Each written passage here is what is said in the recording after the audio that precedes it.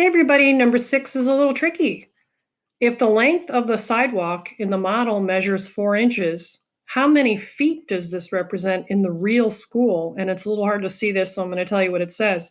So they're talking about the scale of 1/16 of an inch equals 1 foot.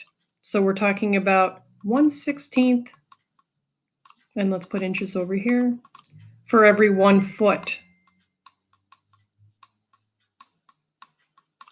All right, so here's your ratio. Now let's decide where to put this 4 inches.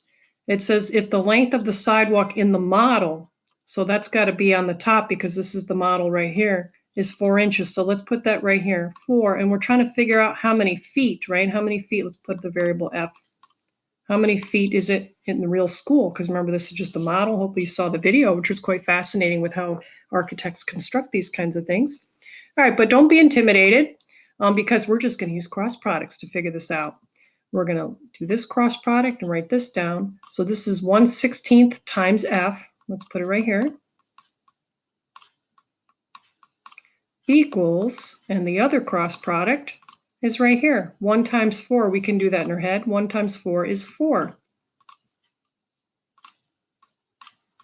All right, so now let's reflect back to how do we solve equations where you have a fraction in it.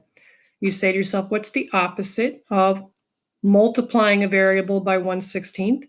And the answer to that question is to divide by 1/16, right? Which is the same as multiplying by the reciprocal, right?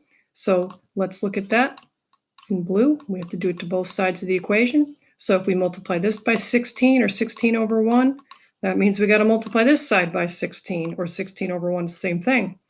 And this will all cancel out. This equals 1. This already is 1. 1 times 1 is f.